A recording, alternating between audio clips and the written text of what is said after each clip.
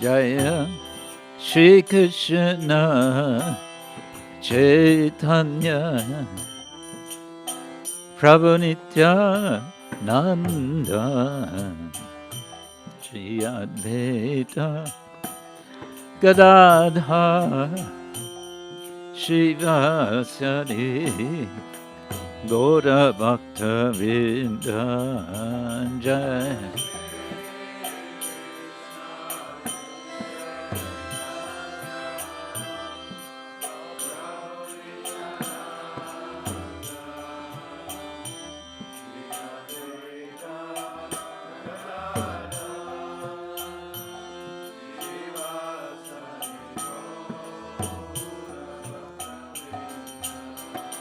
Hare Krishna,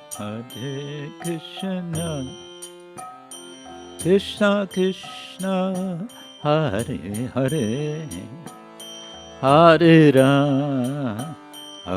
Rama, Rama Rama, Hare Hare, Hare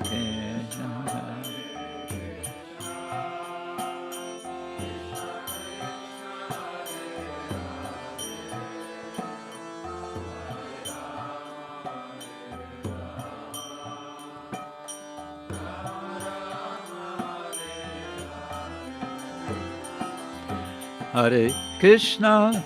Hare Krishna, Krishna Krishna, Hare Hare, Hare Rama,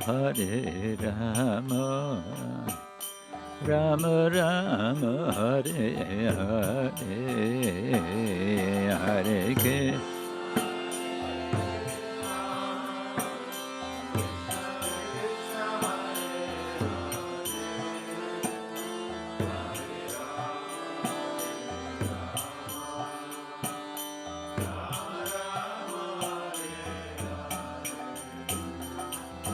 Hare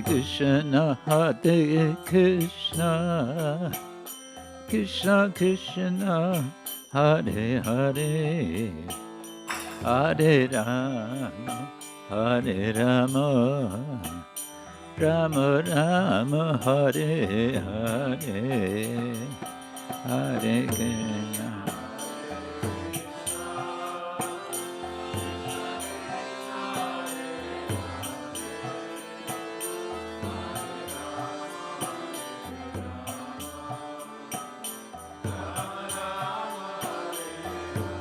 Hare Krishna, Krishna Krishna, Hare Hare, Hare Rama, Rama Rama, Hare Hare.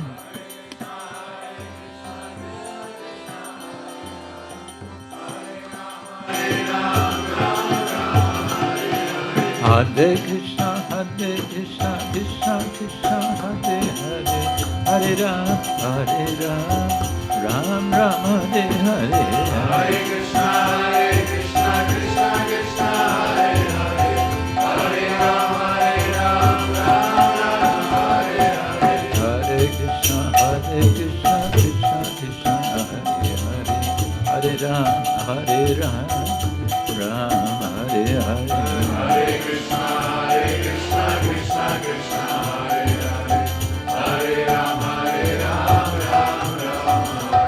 Hare Krishna, Krishna Krishna, Hare Hare, Hare Ram, Ram Ram, Hare Hare. Hare Krishna, Krishna Krishna, Hare Hare, Hare Ram, Ram Ram, Hare Hare. Hare Krishna, Krishna Hare Hare, Ram Rama, Hare Hare.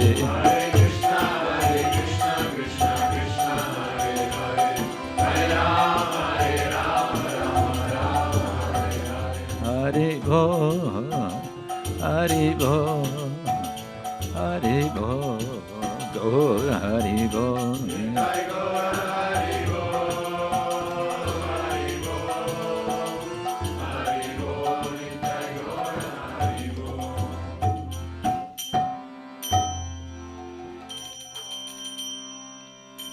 Srila Prabhupada ki jai, Ananta Koti Vaishnava ki jai, Gaur Premanande.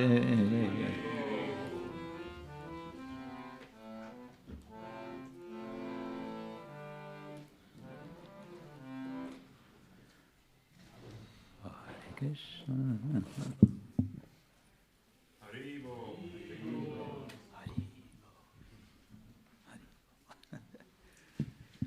Right, so welcome everyone. Our topic is festival effectiveness, yes, and Harinam, Sankirtan, effectiveness. The power of spiritual celebration. The power, okay, that sounds better, yeah. Power of spiritual celebration. Okay.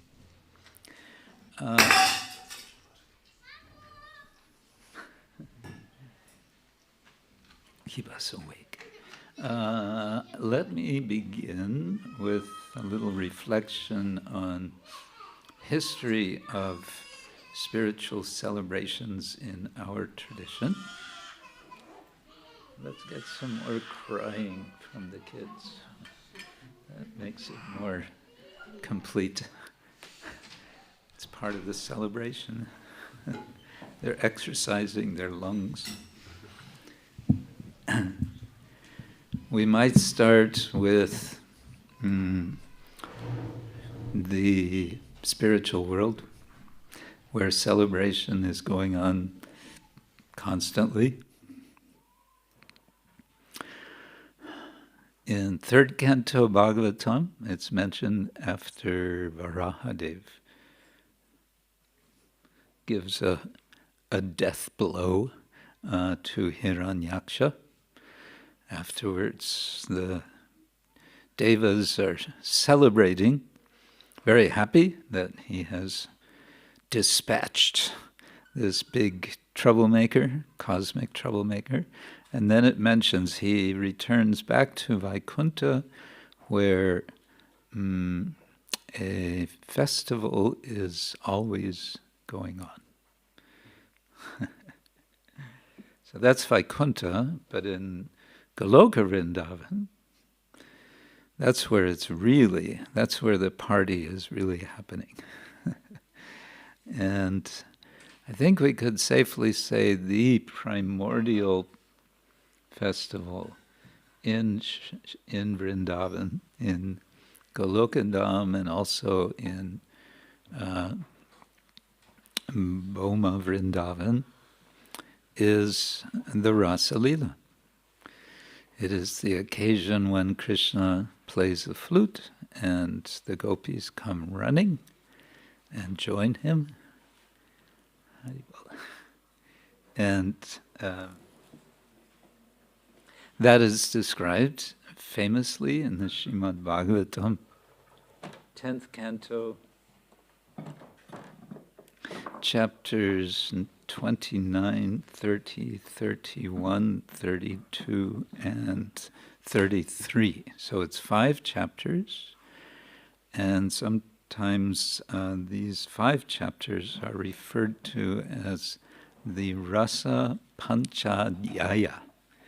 Rasa Panchadhyaya. Can you say this? Rasa Panchadhyaya. Yes, and Adhyaya is a chapter. Pancha means 5. So the 5 chapters about the Rasa Leela. So we can say this is the original festival. It's also a drama, and I may discuss that some tomorrow afternoon. But this is, you could say, the primordial and original. It's the Adi Rasa, and it's the Adi festival. And of course, it's also a dance. And it is an exchange, a wonderful exchange, and I think exchange is a key word when we speak about festival, spiritual festival. We're thinking about a spiritual exchange because bhakti is all about relationship. I'm giving a little overview, Maharaj, of our history of festivals. And we might, from the Bhagavatam, jump to Chaitanya Charitamrita. And here we find several accounts of festivals. The one that immediately came to my mind earlier this morning is the Panihati festival, which is was a kind of spontaneous event. Panihati is a place north of Calcutta on the Ganga, the Hooghly branch of the Ganga, and Lord Nityananda was there with his associates, and Raghunath Das appeared there, and Nityananda Prabhu, in quotation marks, he punished him by having him arrange for all of the food for the festival. And being a wealthy young man, this was no difficulty for him. And the description of that festival in Chaitanya Charitamrita, I believe also Chaitanya Bhagavatam, is a very joyous affair. Typically, the festivals, well, let me go back to the Bhagavatam, because I'm thinking also another sort of primordial festival is when Krishna goes to the forest with his friends, and they play all kinds of games, and then they have lunch. And when they're having lunch, what do? They're stealing the lunch from each other, or they're feeding each other from their lunch packs. So the exchange of food is an integral element in festivities. Imagine a festival with no prasadam. Would anyone come? The festivals are judged by the quality of the prasadam. Typically, yes. Yes. Yeah, after the festival. So, how was the festival? Oh, the prasadam was great. That's what we remember. Chaitanya Charitamrita, many accounts of prasadam. Chaitanya Mahaprabhu, I would say the big festival in Chaitanya Charitamrita is the Jagannath Ratha Yatra, described in Madhya Lila chapter 13 especially. And again, it's very much about exchange. In this case, multiple exchanges are going on, you could say, externally and also internally. And Krishnadas Kaviraj is particularly keen to give us, the readers, the listeners, access into the internal exchange that's going on between Lord Chaitanya and Lord Jagannath. We could also speak of later literature, and after Chaitanya Mahaprabhu's departure, the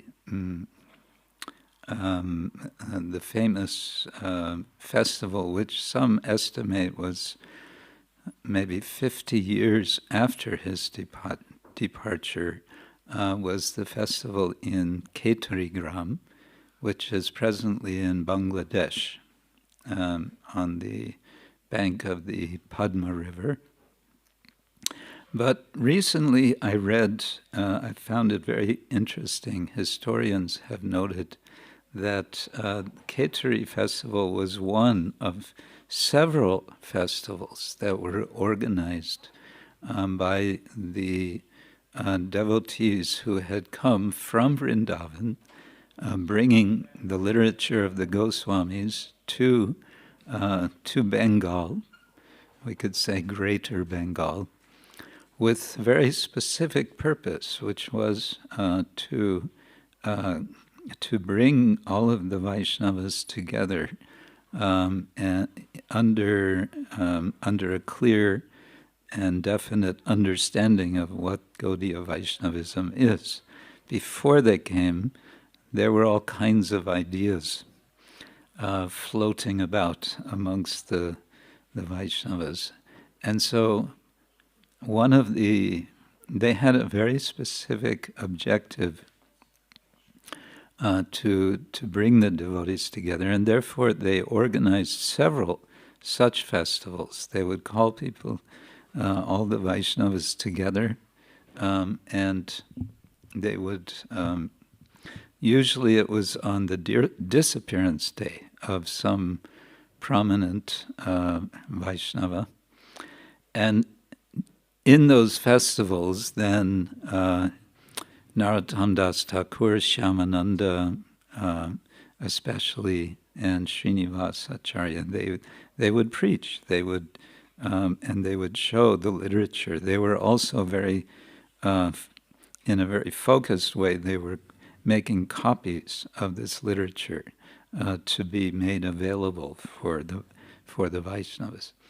So those festivals were very important for the history of the formation of our tradition in the, we could say in the late 16th and early 17th century. Well, from there I will just jump now to our times. I like to think Srila Prabhupada introduced festivals in Tompkins Square Park. The first time he took devotees out down the street from 26 2nd Avenue to... There are two parks. One is Washington Square Park, and another is Tompkins Square Park, both within walking distance in Manhattan, in the Lower East Side of Manhattan, New York. And there, Srila Prabhupada, initially with a tom-tom drum, he didn't have a madanga, and with, I don't think they had kartals yet either.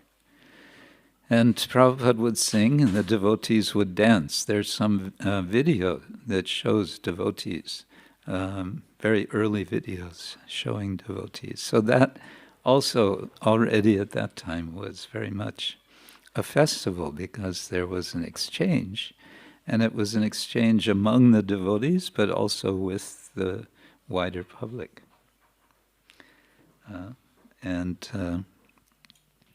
I would then go from that, those occasions in New York to San Francisco, where famously Malati Devi discovered a little Jagannath figure in a kind of souvenir shop, and Prabhupada identified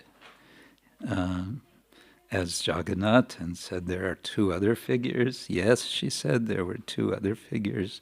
She got the other two figures, and then Shyama Sundar was commissioned to carve larger murtis of Jagannath, and then in 1967 was the first Jagannath Ratha Yatra in San Francisco on a flatbed truck with the deities facing in three different directions. One of them facing, I don't know, east, the other west, and the other south.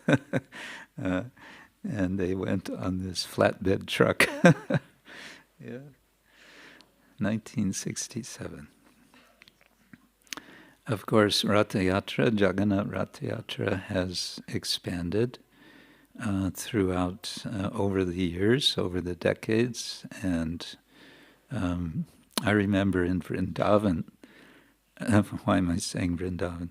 In Berlin, so many years ago, I was visiting Berlin, and devotees said, oh, it would be so nice to make Ratha Yatra, but we don't have any money. What to do? And I suggested, well, start small. Start with a palanquin and go on the sidewalk. and just have a kirtan with a side, with a small Jagannath, and you don't have to get any city permission. Here comes your garland.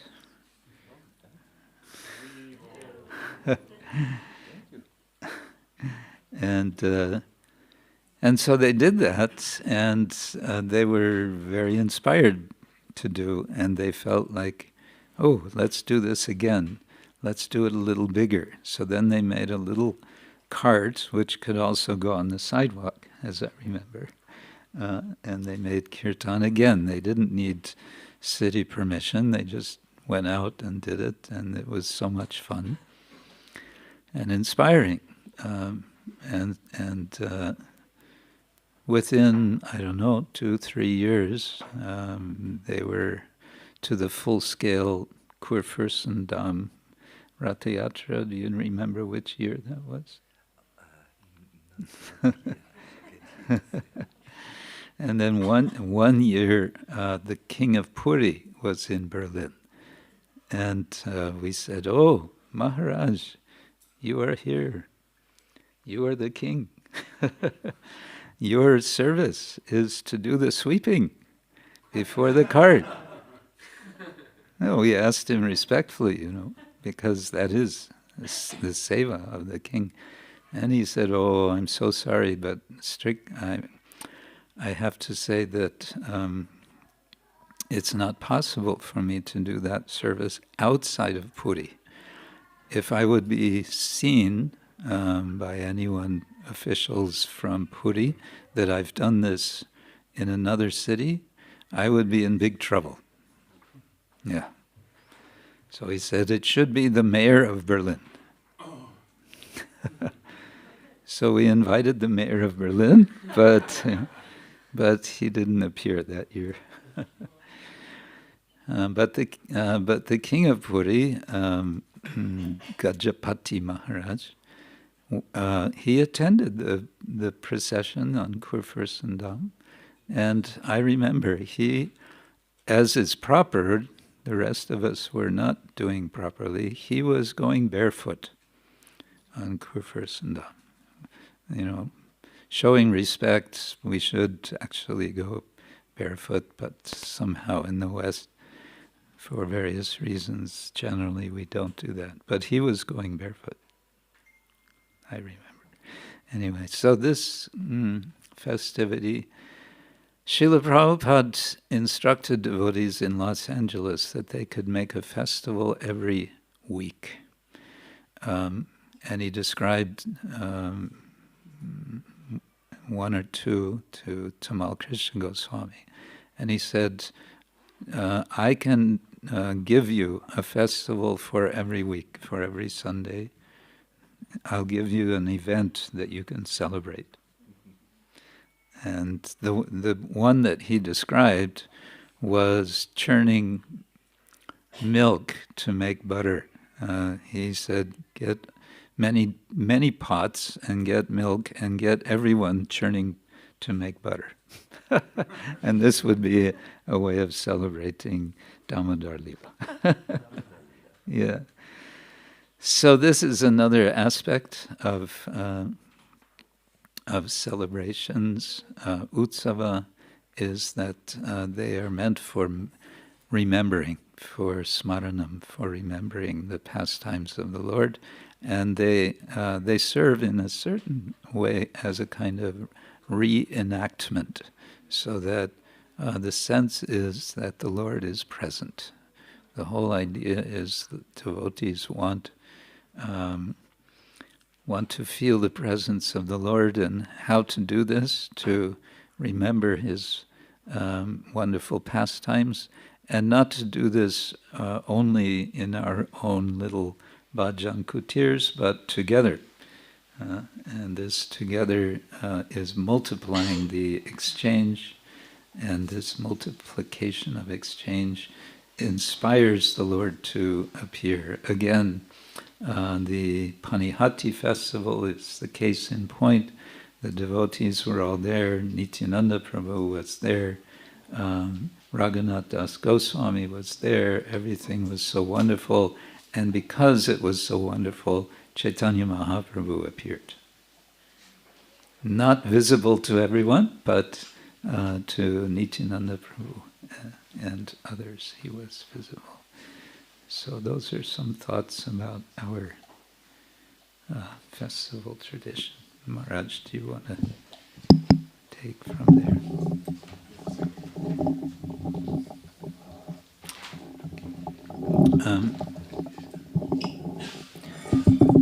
Before maybe he starts, just my apologies. At some point I'm going to be sort of rudely getting up and leaving because I have to prepare for an online meeting. But just so you know, with apologies. Yes, you may leave at any time. At any time here.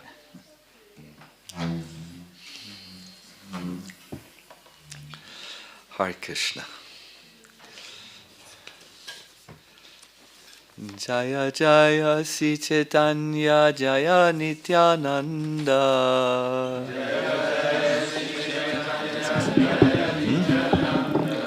Jaya Advaita Chandra Jaya Gaura Bhakta Vrinda. Hare Krishna Krishna Krishna Hare Hare, Hare Rama Rama Rama Hare Hare.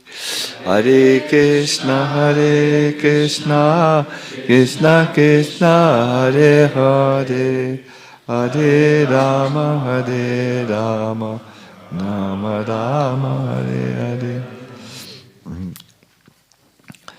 Hare Krishna. I just want to say I very much enjoyed your presentation, Krishna Chaitanya Maharaj.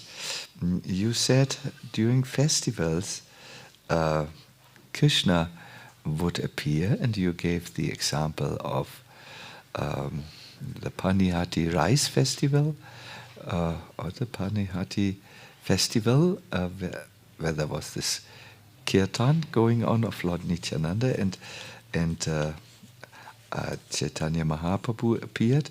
Also during the Panihati Rice Festival there was another appearance of the Lord, and actually during the Ketugi Gram Festival the whole Panchatattva appeared. And I will talk about this a little, but please mark everyone Krishna Chaitanya Maharaj's point that Krishna is appearing during festivals. That's the whole idea.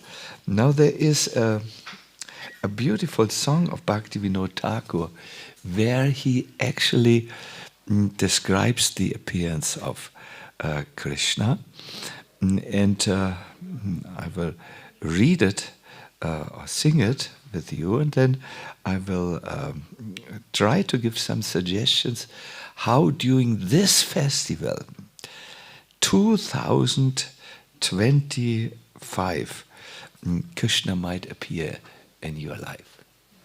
At that time you will faint with happiness.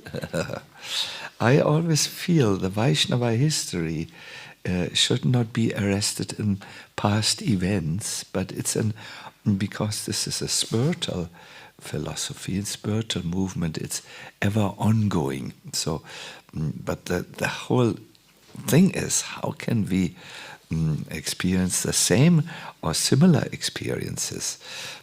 So first of all, Krishna appears during festivals. There is a beautiful song, it goes like this.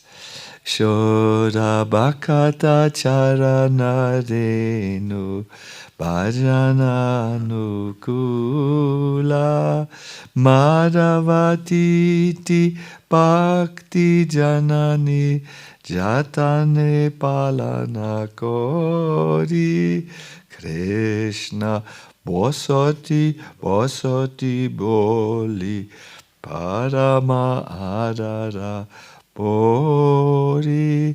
Please sing after me. Shoda Bhakata Charana Renu.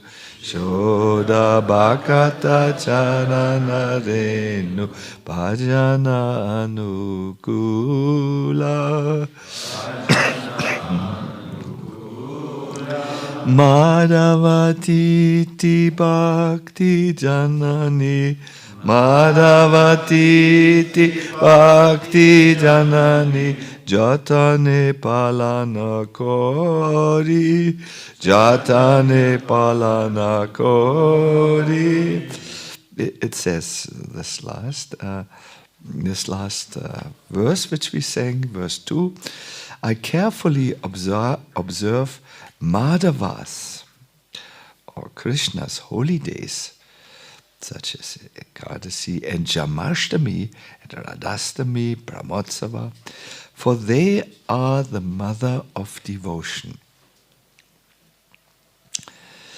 Knowing that Krishna dwells in these holy days, with great regard, I also accept them as my residence. Think of these festivals as pregnant goddesses. There is Krishna inside.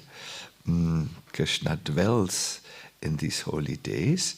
And these festivals can be mother of devotion. That means they deliver Krishna, just like a pregnant lady delivers a child. And it can deliver this Krishna right into your hands. I have some notes here which we put together. The Sanskrit word utsava, according to an etymological tradition, that is how to explain words, is known as the remover of misery. Ut can mean removal, and sava can mean misery or also sorrow. When you come to a festival, Govinda Dev, all your misery due to not sleeping because you have a energetic child, can be removed from your life, this is because you can have a Krishna moment where Krishna appears to you. I would like to draw your attention to one of the festivals which our Professor Maharaj has mentioned. It is the Keturi Gram festival. That was a festival which was performed or organized by Narottam Das' brother, cousin, Krishnananda, and Narottam as a spiritual organizer in Keturi Gram. It was very important for the Vaishnava community because it was organized just, please correct me, 1 year after Mahaprabhu's disappearance, or perhaps even more. Must 50. Be more. 50 years after Mahaprabhu's appearance. That's one estimate. Nobody knows for sure. Yeah, but it does make sense because Nityananda had also disappeared and before the festival. So it was. I think it makes sense. 50 years after Mahaprabhu's disappearance, and the Vaishnava world was fragmented. There were various, in your words, ideas floating around, and Narottam felt the need to reunite that, all the Vaishnavas, during this festival. And I heard that at that time, his cousin, he was a king, he wrote invitations out on plates of gold. and they were sent to the important Vaishnava communities like Navadvip and so on. And they would say, honorable Vaishnavas, we request the presence of your lotus feet during these festivals. No, they found some of these invitations, and from near and far, devotees came. At that time, there was a deity installation also performed. Janavama, the wife of Lord Nityananda, took care of the cooking with her assistants. And a memorable Kirtan, which was sung by Narottam, where he also introduced his style of music. He had made a very important contribution to the musical part of Kirtan was done. Devi Devi was the drummer, and he was singing. And during this Kirtan, Chaitanya Mahaprabhu and Advaita Acharya, Nityananda and Gadadhar and Srivas Thakur, they were seen. They were chanting and dancing. Achyutananda, the son of Advaita Acharya, was seen dancing with his father who'd left already the planet. Yes, my dear devotees. Vaishnava festivals are times when the Lord can appear. There are beautiful verses, and at another time perhaps we can talk at length. But the description is like a flash of lightning in the middle of a mass of beautiful clouds. Sri Chaitanya Mahaprabhu appeared amongst the multitude of his followers. And I mean, speak of reuniting the Vaishnava world, what you could do. I mean, if Mahaprabhu appeared, wow, that sent a clear message. Imagine a festival which we would do. We are very inspired in our movement by Srila Prabhupada, our founder. If he would appear, wow, this would be really something on Dandavat.com, you know, and so on. So all this as Mahaprabhu ascended or descended with his Panchatattva members right in the midst, like a flash of light can appear here in when it's lightning time, here also in Bavaria, no problem. So this is now the idea of Vaishnava festivals. We have it from Bhaktivinoda Thakur and from the time of Mahaprabhu. The Lord can appear. In these festivals, another idea is perhaps it's not always possible that the Lord appears and we are right next to him. But one thing is for sure, during festivals, each single one of you and their dog can come in close proximity. And I'm saying this because we have Smokey here. Smokey is a little dog. They can all be in close to the Lord. There are a few things which we do in festivals that bring us close to the Lord. One is remembering the pastimes and hearing and narrating these pastimes. Tomorrow is Radhastami. We will hear some of the Leelas of Radharani, and then there is the day after tomorrow, Brahmotsava. We will actually see a movie and an animated Nishinga movie, which brings us close to the festival 40 years ago, which we had to bring Lord Nrsimhadev on the altar, and we see other things. So, first of all, our remembrance of Krishna is increased. That's how we come closer. The next is we serve the deities. I think during great Vaishnava festivals here, we serve the deities. Look at Lord Nrsimhadev. He's in his silver armor. This armor was offered to him a few years back during Nrsimha Chaturdasi, if I'm right, isn't it?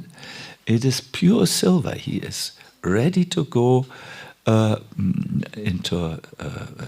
go after Hiranyakashipu, and he will not even have a scratch on him due to the armor.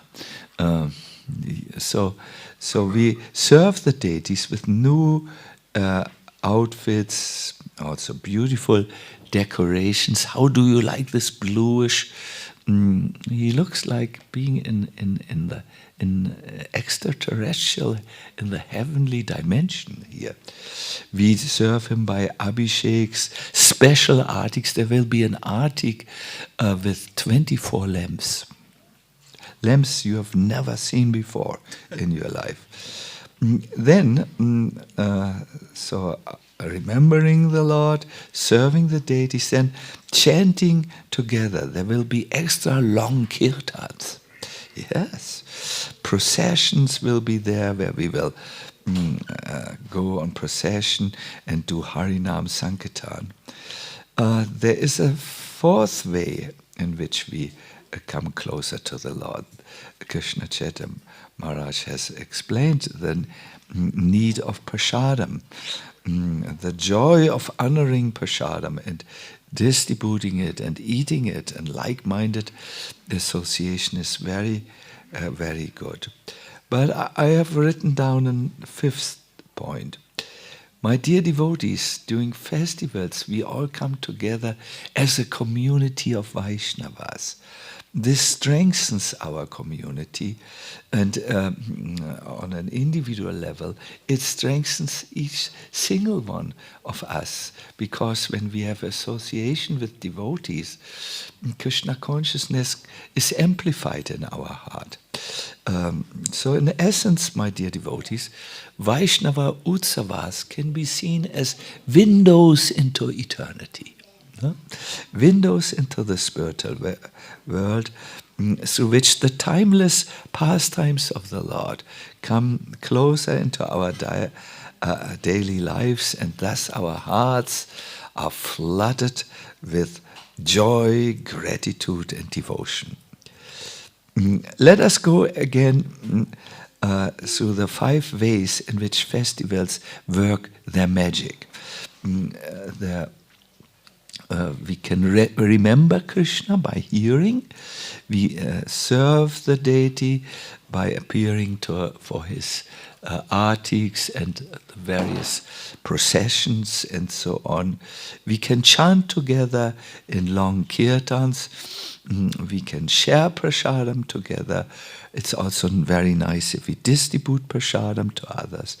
And then we can spend individual time with each other, where we talk with each other. Oh, we say to each other, how was your path? What did you experience? How could you overcome obstacles? And you might say, yesterday I gave up sense gratification, and your partner can say, oh, and today I will also give up sense gratification. And in this way we are inspiring and strengthening us. Before I end, I want to say something which we introduced during Janmashtami, we tried during Janmashtami last, I think a few weeks ago. My dear devotees, we have been given retreats in Vrindavan now for about 20 years, And 2 years ago, Bhuijan Prabhu introduced a very new form of retreat. It's a revolutionary thing in our movement. We had not been satisfied, the two of us, by our retreats because we felt it was just an information marathon, lecture after lecture after lecture, and so on. So what we did is what he did. He proposed we go from our retreat center to Giriraj. We cross the road. You have to look left and right because there's crazy Indian traffic. You go a little bit to the right, then you go a small rinky-dinky staircase up and go into the forest of Govardhan. Then you go for some time through the forest, mind the monkeys, they are also there. And you come to the Parikrama path, where many devotees of Krishna walk around Giriraj. It's in the forest, and you cross the path, and from that moment on, you are silent. No word, no ping-ping on your mobile telephone, it's switched out. And you look for your place under a tree and then spend 2 hours alone time with Krishna. And I remember the first time I did it, I thought, well, yeah, I do this the whole month of Kartik. But still, I looked left and right, and I saw people were a little, what do we do now for 2 hours with Krishna? There's Giriraj in front of us. And all they had was a little map, a transparent map, with prompts, One prompt read, now you have sat down, look again and look at see all the things which you have overlooked when you sat down just the first time. Okay. Oh yeah, I see parents now. Oh, I see the holes in the trees in which the parent families live. Wow. And so on. Then, what do I do now? 2 hours. Okay. Then you got another prompt. You might like to chant Hare Krishna. Wow, good idea. And then the devotees chanted. Another prompt said, look in your folder, there is a match, and a matchbox and an Arctic light. You can light the Arctic lamp and make a fire, but please put it not into the straw, which is here in the grass, so that it doesn't catch fire. And after an initial need to learn the ropes, learn what you can do, devotees were spending these 2 hours, and it became the best time in their life. Afterwards, after 2 hours, they meet in small discussion circles and discuss their experiences. And the idea here is alone time with Krishna. My dear devotees, as you go through the Utsava, the festival, don't forget the whole idea is that Krishna appears in your life. And that will most probably happen when you go before the altar, no one is there, you don't make a selfie with yourself and the deity. That could be done another time, if it is at all desired by you. And then you pray to the Lord, look at him, wait for an answer. Most probably the answer will come in your heart.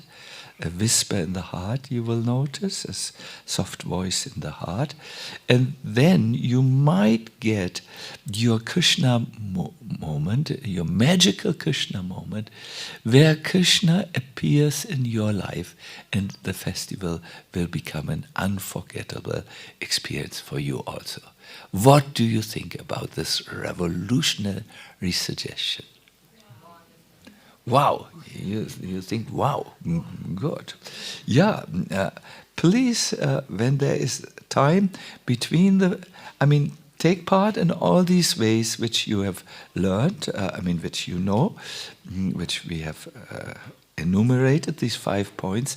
But in addition, please spend time alone with Krishna.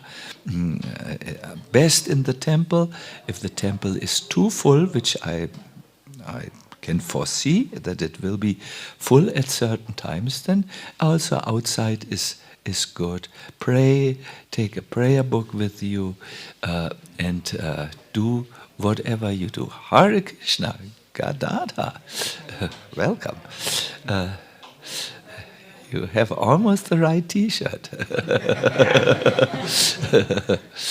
Yeah. So this would be some suggestions how to make best use of your festival. I wish you a wonderful day. The festival is very nicely arranged. I looked in the barn. There are mountains of ingredients for prasadam. It's all there. The instruments are polished and fresh on the wall. The Madanga people are there. Krishna Maharaj will be full of ideas which he puts in the lecture. I have made many notes. Hari Kirtan is there with his magical Gita. I think from today it will be visible, the Gita. Yeah, and everything is there. Gadadha has come with a T-shirt specially chosen for the occasion. You can see later it has a lion, on it. So all the ingredients are there, but don't forget, the whole idea is not to party. The whole idea is to also party, but that Krishna will appear in our lives. Hare Krishna. So now the great speaker, Gaur Krishna. Na, ihr könnt euch doch da hinsetzen, in die Junior Bench. No, im Ernst. Ja. Doch, im Ernst.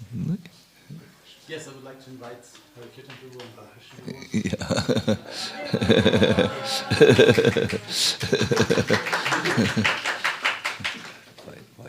Krishna. Hare Krishna. So yes, just to remember again, the idea of this is like a reflection session on the power of spiritual celebrations and Harinam Sankirtan. So I'm very happy. Also, the next generation is ready to say a few words. Sometimes there's too much shyness, but I think it's very nice. And of course, it would be nice if Gadadhar Prabhu also says a few words if you want. It's just should not be necessarily like a lecture, but as much interactive as possible, and share your realizations, reflections on the power of spiritual realizations, celebrations. Hare Krishna. Hare Krishna. Not really the young generation anymore. Almost 50. Wow! Stimmt.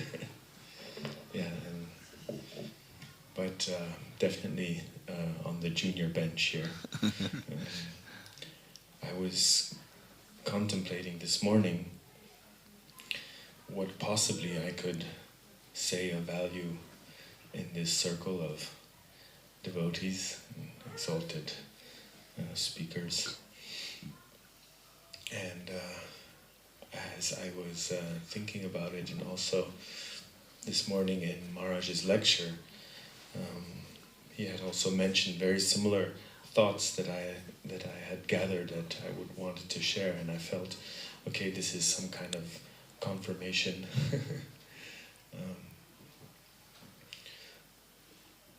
For some of us that have the privilege to travel around almost seamlessly from festival to festival, like you were saying, this is opportunity where Lord Krishna appears in our heart, and opportunity to strengthen our relationships with one another. And this is a great blessing that I have been able to experience over the years. Maybe sometimes a little bit out of balance, forgetting the duties of grihastha life and household, but some balance is needed there. These festivals are like surgeries that we can correct our life, and we go out into the world, into our take care of our duties, but we often maybe cannot maintain in all facets our devotional life. And coming to a festival is like a big shot of Krishna consciousness, a big syringe full, in many ways, lots of ways, opportunities to serve, lots of ways to explore our own relationship with Krishna, lots of ways to perform tapasya, and automatically exhausting festivals, which also has a purpose, is that sometimes our body needs to be removed out of the equation to have some kind of spiritual inclination manifest. And particularly for me, it's often connected to Kirtan and to chanting and serving Kirtan, serving others. And for me, I can only say I'm very grateful to have this opportunity, because I personally don't have any qualities of advancement, but I feel very secure that if I'm in that circle of service to Kirtan and to Krishna's holy name, that there will be some shimmer of progress maybe rubbing off on me. So many times when I sit down to chant, and this may be also arising a question that I actually wanted to ask earlier today.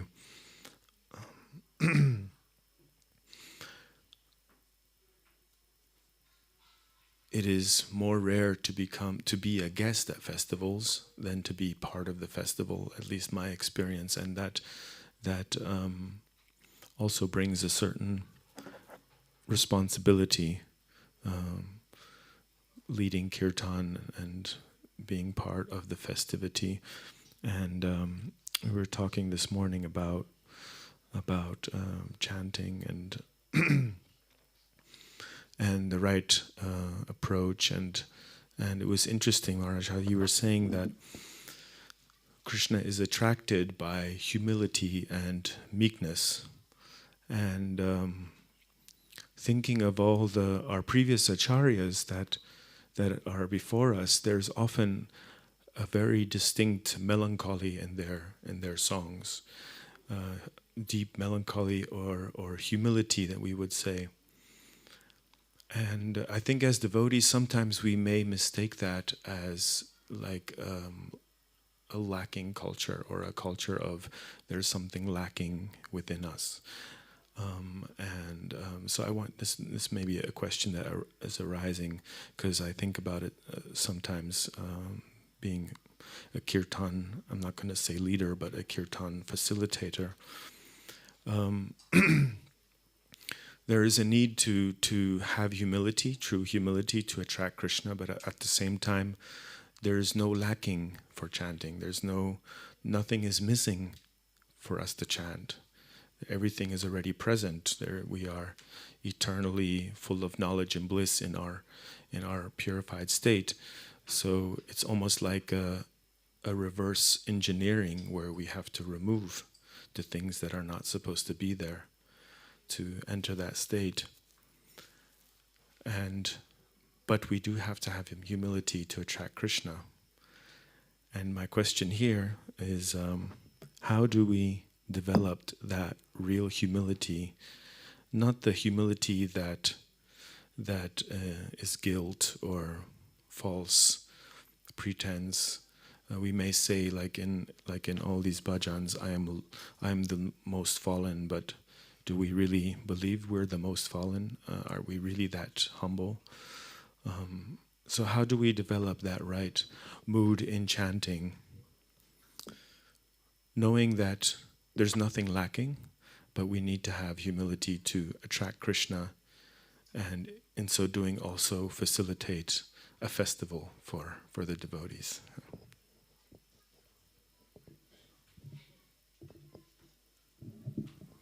Would you like to say something? To hear from you now, but very briefly, I always like the Chinese definition of humility. They say it's the vision of reality. When you are connected with the reality of you being a part of Krishna and dependent on Krishna, like the spark who is dependent on the fire, then you are in the reality, and all your lacking, whatever it may be, will quickly go because Krishna takes care of you, like the fire takes care of the spark. The problem is you will fall out of the fire of Krishna when you think, now it's my strength.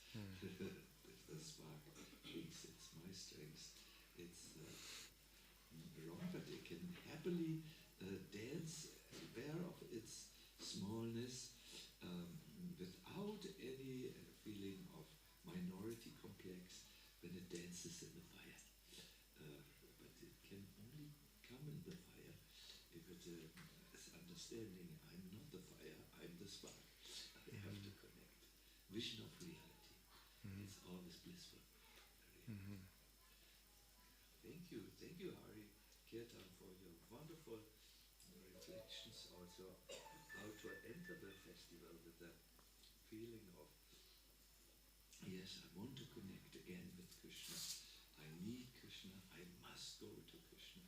And then whatever smallness there was will be replaced with ecstatic dancing joy. Like the spark becomes in the fire. Now we want to hear from the great speaker, Gaur Krishna.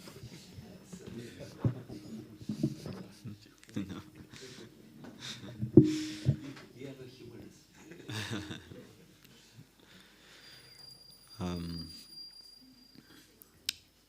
Yeah, I was thinking about what I could share in this part. And when I think about festivals, I naturally go to my childhood because I grew up in a devotee family, and festivals or attending festivals was a big part of our upbringing. And in almost every festival, we would go to the temple and take part in the various ceremonies and celebrations. And obviously, as a child, you don't really you're mostly there because your parents, they're like pushing you. We must go to the temple and take darshan. And we're more interested in, obviously, the fun things, which are the dramas and the prasadam and all these aspects. But Abhishek was also something which was like, wow, it just engages your mind, your eyes, everything is, and then when the garlands are throwing, it's, as a child, you're just like, I need that garland and that fruit garland, and there's so much bliss that comes from that. and I remember also when it was like these festivals, at the manor we have a drama group called the Bhaktivedanta Players who perform these very amazing productions of various leelas, and also, even though we didn't know, we were not into the philosophy so much, but these dramas would really help us meditate on the Lord. When Lord Nrsimhadev, even the scene with Hiranyakashipu is telling Prahlad, where is your Lord, and it becomes very intense, and the person who's playing Hiranyakashipu he's really doing the role really well, and then you hear this like the smoke and the thunder, and you see Nrsimhadev coming out, and there's this epic battle.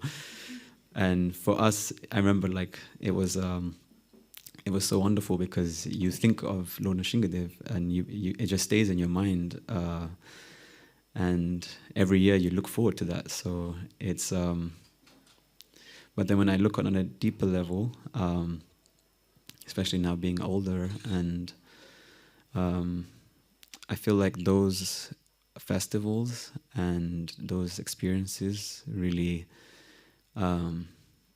carried me through my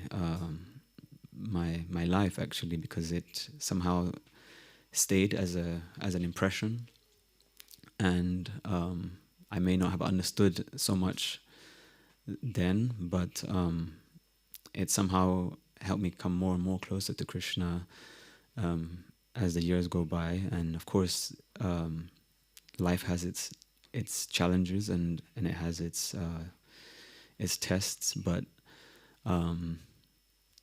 those moments really created a very deep impression or samskara, and help in moving forward in your spiritual life. And I was just thinking how fortunate we are to have this opportunity, and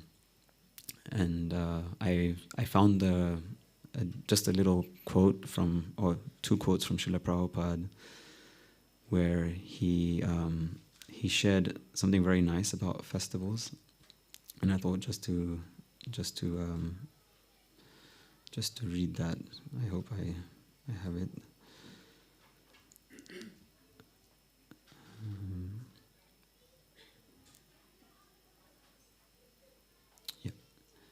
Yeah. So the first one it was a letter to Tamakrishna Maharaj, and Srila Prabhupada says that he's encouraging him to observe festivals. So he said, please observe many festivals that will keep both the public and the devotees alive. Temple means festivals, and festival means chanting and distribution of prasadam. And then in another quote, this was a lecture Srila Prabhupada gave at Rath Yatra in London, and he says, so this festival, taking part in these festivals means a step forward for our self-realization.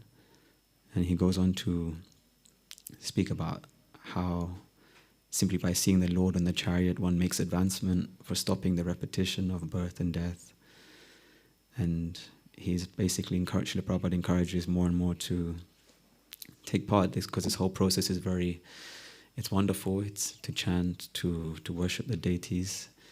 All these things are helping to make a step forward in our devotional life and coming closer to Krishna. That's the purpose of these festivals. And I was just when I was hearing this from Srila Prabhupada and thinking, I could see how like these festivals and these moments of coming together and celebrating the Lord's appearance, they kind of help you more and more progress further. And another thing that I was thinking about was I had an interesting experience a few weeks ago. Obviously, Maharaj and myself, we do a lot of traveling, and the last few weeks were very intense, and we were going from festival to festival, retreat to retreat. And we were at one retreat, and the retreat had finished, and at some point you're just like, oh, I can't. It's you just get exhausted physically and mentally, but you have to go on to the next. And I remember I was in the car and I was a little bit like, I'm just so tired, and just, when is it all over? But this was more out of just being in exhaustion. And then we came to the temple, and I saw two devotees from China, and I'd known them because some years back I had gone to China with one very good friend of mine, Manu, and we went to do Kirtan on the invitation of these devotees. But we hadn't seen these devotees in some time, and we were curious how they're doing and how comes there wasn't much contact. And so I asked them both, and they shared how the situation in China is not easy for them. And I think Krishna Maharaj, you mentioned also that they can only have gatherings of like 10 people, and many of them, some may come, some don't come because they're afraid of the government is very controlling there, and it's not easy to be a devotee there. And they were sharing this, and then they were, and I was like, oh wow, and then they were sharing how being here in the temple, it was in Zurich, how they're just so grateful. And so one of them was sharing how it's been 2 years since they've been in a gathering like this, and they're just taking fully part in everything, even though they just arrived the day before and they have so much jet lag, and they were taking advantage of everything. And I was thinking about it, just like I think Krishna purposely arranged for that lesson, because it made me think about how fortunate we are, like we have this opportunity to be with so many devotees, to gather like this, to chant together, and it's such mercy that's come to us, and to not take it for granted, and to take real advantage of it. So I felt like that was a big wake-up call for me personally, and gave me a whole new perspective in festivals, and especially here in Simhachalam, it's how they observe it is so unique.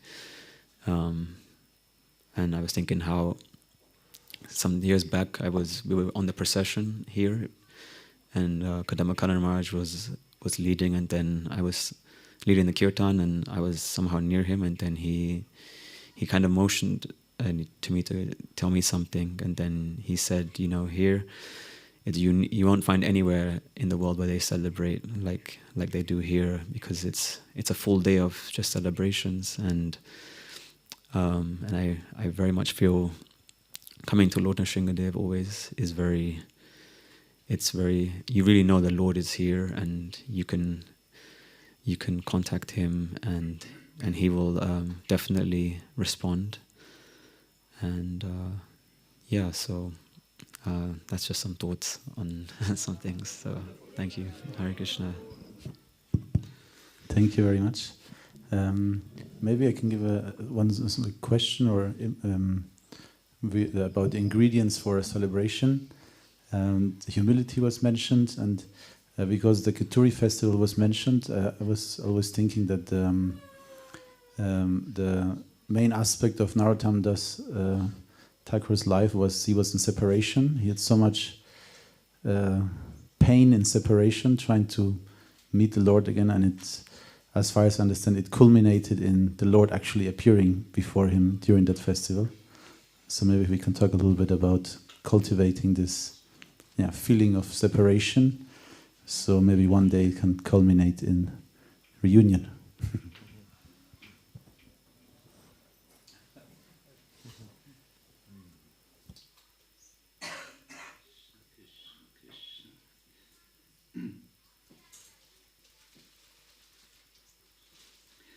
Just one thought which may or may not fit, but I think it's a possible comment also to Hari Kirtan Prabhu, your question about humility and serving the Lord. I was connected with Narottam Das Thakur. We've been over the weeks and months going through with a group of devotees the songs of Narottam, trying to look a little carefully at the Bengali also. And one general thing I find in so many of his songs is this combination of anticipation of meeting the Lord, serving the Lord, and humility. And it reminds me of this kind of New Age expression, affirmations, affirmations where you're speaking something in the present tense like it's already going on. Something that you want to happen in the future, you speak about it like it's happening now. And many of his songs are like that. He's anticipating very intimate services in a tone like it's happening. And you feel a little bit confused, or I felt confused sometimes. Well, is he now talking about something that's actually happening that he's experiencing, or he's anticipating, he's hoping? In any case, there's always this sense of humility also. In one verse, he'll say, I'm fanning the Lord, and so on. In the next verse, he's saying, I'm the most fallen, I need your mercy. So it's this, seems like these two are going together very much. Anticipation is there, which is a kind of, hopefulness sounds like a kind of weak word. It's more like there's an element of confidence there even. I am going to meet the Lord, and I am going to serve. And instead of being proud, oh, look at me, I'm going to serve the Lord, it's rather, the feeling is the opposite. The feeling is, I am so small, and I'm so fortunate. It's sort of the combination of both. It's quite interesting. Yeah. And on that note, I'm going to have to go make a exit right. Yeah, thank you very much for taking the time, and may your steps bring you to your goal. Oh, I'll take that as your blessing. Krishna Kshetra Maharaj ki jai.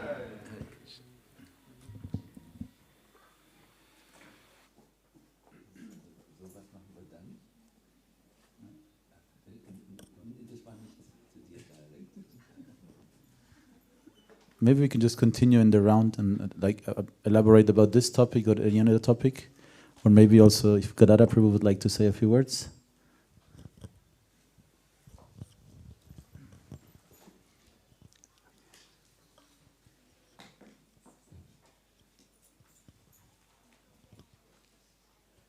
Yes, Hare Krishna. For us, it's the perspective of a pilgrim coming to a holy place, which is, we are coming from a holy place and going to a holy place. We have our Panchatattva deities and Radha Kunja Bihari at the Vedic Academy, but coming here, it's like an extreme intensification of the worship which is taking place here, even if there's no festival. I think here's a very intense spiritual service going on to Shishi Palat Nrsingadev, and So entering into such an atmosphere is for a pilgrim like us very, very inspiring. And then having a festival even means pure devotional activities all the day. All the ingredients of bhakti are there in a very intensified way. It's just this intensification where one suddenly comes in, which has a very big effect on, I think, on the soul and on the whole personality. And yeah, festivals are normally short, so we are just here for 2 days. And it's for us very special because this festival is, for us, it's, I mean, tomorrow we are celebrating Radhastami. So we are thinking we are going to a Radhastami festival, but we're actually coming to an Nrsimhadev temple. So that's a that's always something confusing. How will it be? I remember still the times when this altar was opening, we had Sri Sri Radha Madan Mohan here. It's quite some time ago, and we had Radhastami festivals generally here because Srimati Radharani would be here. But we thought, oh, this doesn't matter because Satyanand Maharaj and Krishna Kshetra Maharaj are here, so they will turn the atmosphere into Radharani's atmosphere. The devotees will and the Kirtans will. So yeah, so that's very, especially we missed the Singer Chaturdasi here. So that's a very, very special combination of having Radhastami and the celebration of Lord Nrsimhadev here. And it's always very fascinating to observe this two ways of reciprocation with Lord Nrsimhadev or with the deity. On the one side, everyone is kind of, is serving the Lord through this intense deity worship and taking darshan and kirtan and cooking and so many other things. On the other side, there is this very strong effulgence coming from the deity. This very strong what you are actually receiving if you're just doing nothing, or you just be receptive in prayer, and so that's of course intensified in a festival through all these activities which are done in relationship to the deity, having always these two sides. One is to serve, and the other is to receive. So that's very deeply inspiring experience. So I'm just happy to be here. Thank you. Hare Krishna. So, and maybe on the topic of separation or any closing remarks, we can go one more round and then conclude this part of the program.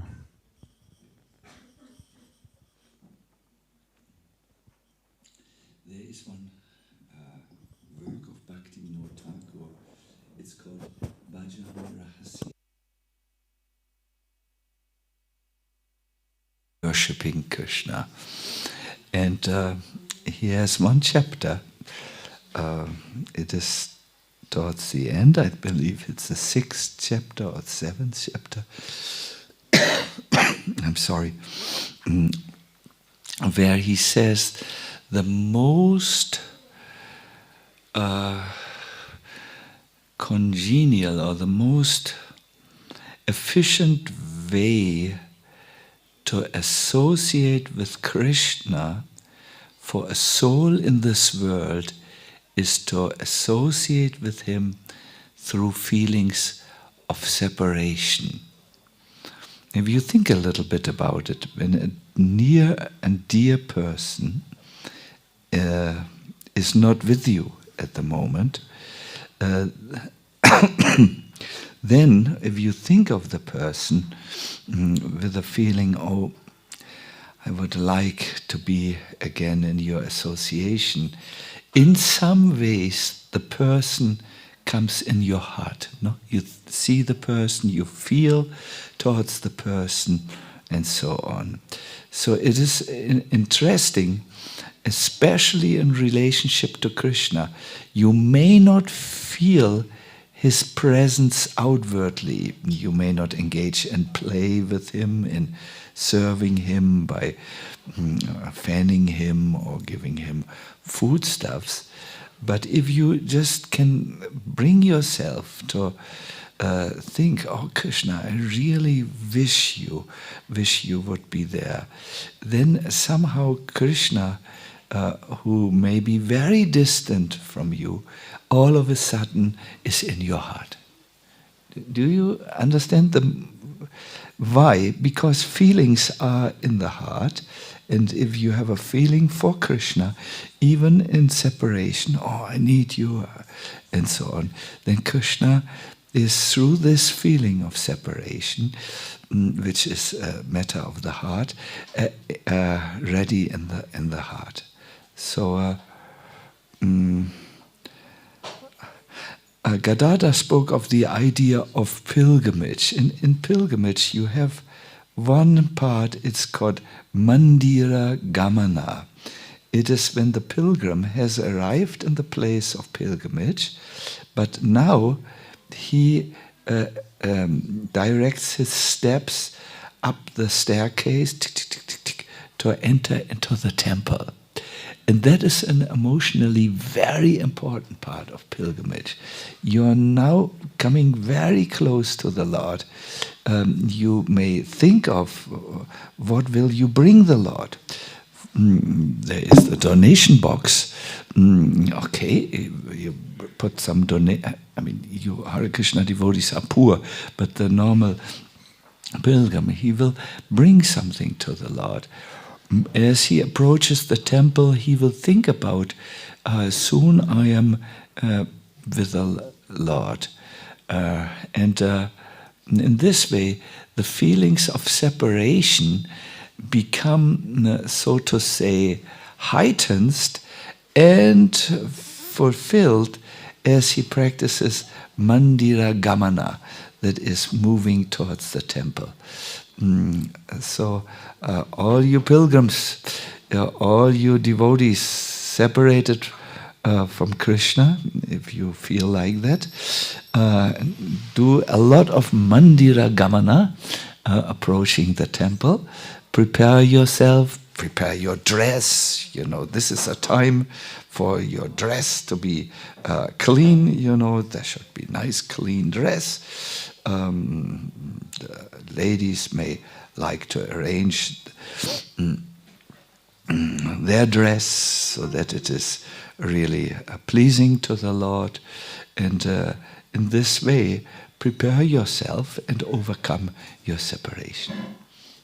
Hare Krishna. But on your point, Govinda, the first way in which you can experience will be through feelings of separation. If you don't enter that, you are on the wrong road. It will never bring you to Krishna. This road, if you don't go through the road of separation, you will be in a, how do you say, zakase in English, a dead-end street, no? With your bhakti. This is Mahaprabhu's teaching. So only the road of separation brings you to Krishna. Everything else is a dead-end street. Hare Krishna.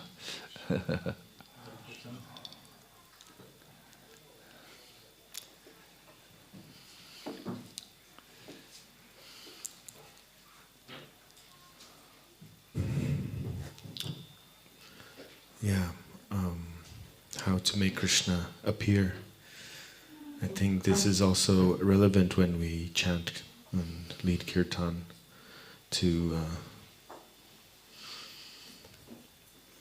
have this meditation that this is an opportunity to connect with Krishna and to say something to him. And this longing to see Krishna is definitely very powerful driving force to have some desire, bhakti. Interesting is that also for me, I feel that even though there's this aspect of separation, still there's a confidence that we call confidence, maybe better word, or faith, strong faith that, like Krishna Chaitanya Swami was saying, that this process will fructify, that it will lead to that. So the sweet spot is the separation, and the goal is the union, but maybe we need to stay in the sweet spot. Yeah, to always hanker and look for Krishna, and keep looking for Krishna.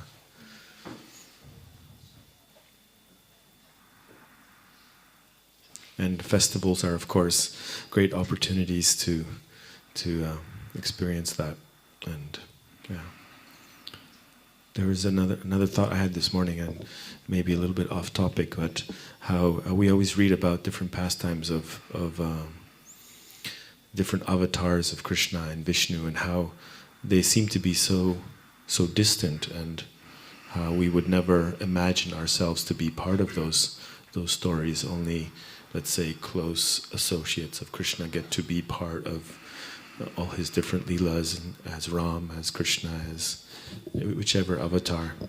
And this morning during the class I realized that we are actually in great fortune to be in the presence of Krishna's avatar and close part of his leela, of his name, one of his avatars, and we don't even realize that we're right there in that leela.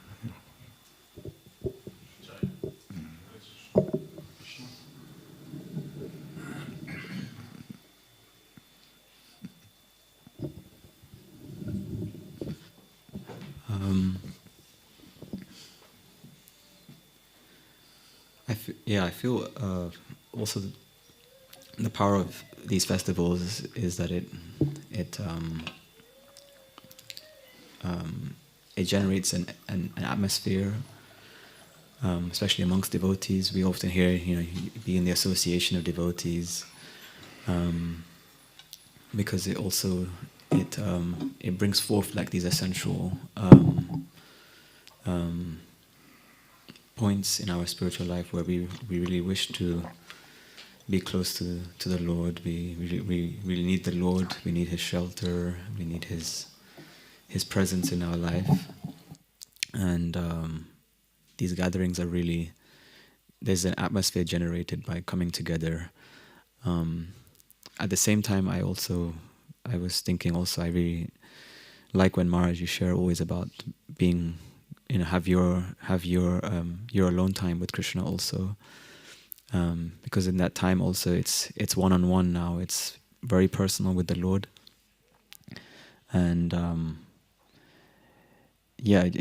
when you have these moments, it's deeply very, very nourishing, and also I feel very much that in that alone time you're able to really express yourself to the Lord and long for His mercy and for His shelter, for Radharani's shelter also, and so I think having that alone time is really crucial in a festival also, for each one of us to approach the Lord one-on-one and have your alone time with Krishna. So, but because there are so many devotees here and there is such a nice devotional mood. Of course, being in a temple, it's such a holy place. So, just like when we go to the holy Dham, we feel there's an energy here that's really, you just feel you kind of exit your world and you enter into the realm of the Lord, and it uncovers a lot of all the things which are not real, but you come to the real self, and also the real question, which is how can I serve you, my Lord? How can I come closer to you and remember you, and then these things can help to we can take this back into our life. So yeah, that's just some the thoughts. Thank you very much. Thank you again. Srinad Maharaj ki jai. Hari Kirtan Prabhu ki jai. Gaur Krishna Prabhu ki jai. If there's any inspiration somebody would like to share. Just about this topic about remembering Krishna and feeling separation from Krishna, the another character that comes to mind apart from Srimati Radharani is, of course, Queen Kunti, wherein she says in the Bhagavatam, Padam Padam Yat Vipadam Natesham, that I get into misfortunes and distress at every step. So at every step when I get misfortunes and distress, I get to remember you. So of course that's a very high state of consciousness of a devotee. We're not really ready to, welcome misfortune into our lives just to remember Krishna. So that's a very, very contrasting, consciousness and character in remembering Krishna. You can always remember Krishna when we're suffering and when we're celebrating. Hare Krishna. Thank you very much. So now, next program. So now we will have, in 20 minutes, we'll have the Rajabhoga Arati. So we can do Kirtan. And there will be a short lecture afterwards, especially for our guests, Indian guests. Many Indian guests come during this time in the weekend. And then at 2 p.m. we will have the lunch prasadam. And then at 4 p.m. we continue with our Kirtan slots, Kirtan session for 5 hours. And half an hour later at 4:30 we will have, yesterday we had Yulan Yatra of Radhashyam Gopal, and today we will have Yulan Yatra of Shri Shri Prahlad Lakshmani Singharif. And that will go into the Sandhya Arti, Gaura Arti, and then after the Gaura Arti we will have a short video presentation. Devotees from Holland made animated Nrsimha Lila, so in 15 minutes, 20 minutes. And then we will continue with Kirtan and Nrsimha Maha Homa. Hare Krishna. Shri Shri Prahlad Lakshmani Singharif Bhagwan ki jai. Simhachalam Dham ki jai. Gaura Bhakta Vrinda ki jai. Hare Krishna.